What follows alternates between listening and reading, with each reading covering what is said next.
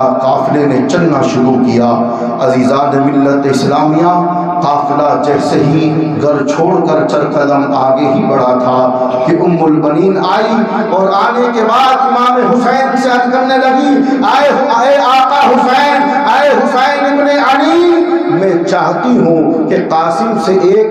عباس سے ایک مرتبہ میری ملاقات ہو جائے۔ عزیزان ملت اسلامیہ، حضرت عباس علمدار وہ ہیں، جب قافلہ مدینے سے چلا تو بیویوں کو بٹھانے کی ذمہ داری امام حسین عالی مقام نے حضرت عباس علمبردار کو سپرد کی تھی۔ حضرت عباس علمبردار نے بیویوں کو اونٹنی پر بٹھایا، اونٹ پر بٹھایا اور اس کے بعد قافلہ آگے بڑھا۔ ام البنین آتی ہیں، آنے کے بعد کہتی ہیں کہ یا حسین، ایک مرتبہ چاہتی ہوں کہ عباس سے ملاقات ہو جائے۔ حسین نے کہا ٹھیک ہے۔ حضرت عباس علمبردار کو ام البنین نے اپنے پاس بلایا اور بلانے کے بعد حضرت عباس علمبردار کا ایک ہاتھ اپنے سر پہ رکھا اور دوسرا ہاتھ نانا کی تربت کی طرف کیا اور کہا کہ بیٹے عباس،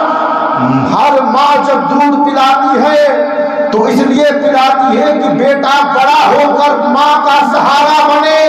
لیکن ام البنین نے تجھے دودھ اس لیے پلایا تاکہ تو بڑا ہو کر حسین ابن علی کا سہارا بنے۔ اللہ اکبر، اللہ اکبر۔ اس کے بعد ام البنین کہتی ہیں عباس، مجھ سے وعدہ کرو، تمہارا ایک ہاتھ میرے سر پہ ہے اور دوسرا ہاتھ مصطفیٰ کریم کے روضے کی طرف ہے۔ عباس، میرے دودھ کو رائے گا نہ جانے دینا۔ اے عباس، مجھ سے وعدہ کرو کہ جب تک تمہارے بازو سلامت رہیں گے تب تک سیدہ زینب کی ردائے تطہیر پر آنچ نہیں آئے گی، علی اکبر پر آنچ نہیں آئے گی، علی اصغر کے بچپن پر آنچ نہیں آئے گی۔ حضرت عباس علمبردار نے ام البنین کے قدموں پہ گر کے ان کے قدموں کو بوسہ دیا، کہا میں وعدہ کرتا ہوں جب تک عباس کے بازو سلامت رہیں گے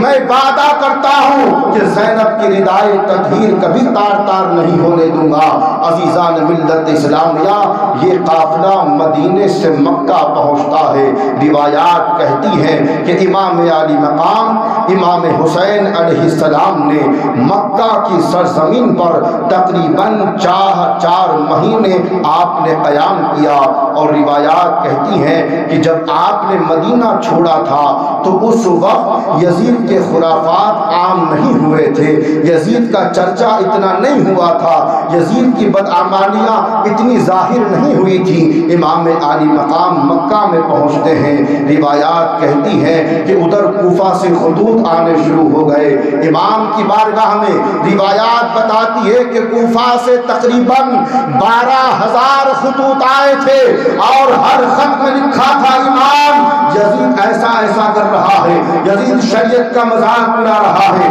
یزید محرمات کے ساتھ زنا کر رہا ہے، امام یزید کی بدکرداریاں ظاہر ہو رہی ہیں، ہم آپ کو کوفہ بلا رہے ہیں، امام آ جاؤ تاکہ ہم آپ کی بیعت کر لیں۔ عزیزان ملت اسلامیہ،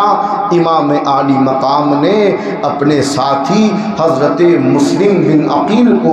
ان کے دونوں شہزادوں کے ساتھ روانہ کیا، کہا مسلم جاؤ ذرا کوفے کا حال تو معلوم کرو کہ کوفے کا حال کیا ہے، یہ جو خطوط میرے پاس آئے ہیں کیا کوفہ کا حال واقعی ان خطوط کے مطابق ہیں، واقعی ان کے دلوں میں حسین ابن علی کی محبت ہے، ذرا جاؤ اور پتہ کر کے آؤ۔ حضرت مسلم بن عقیل نے امام حسین کی بارگاہ میں اجازت لی، اپنے دونوں شہزادے محمد و ابراہیم کو لیا، کوفہ کی سرزمین پر آئے، ادھر پیچھے پیچھے امام عالی مقام نے مکہ سے بھی کوچ کرنا شروع کر دیا۔ روایات بتاتی ہیں کہ امام عالی مقام امام حسین علیہ السلام اپنے خاندان کو لے کر کے جب مکہ سے چلے ہیں، اللہ اکبر، روایات کہتی ہیں کہ جب امام عالی مقام نے مکہ سے کچھ کی تھی تو وہ دن 8 ذی الحج کا تھا،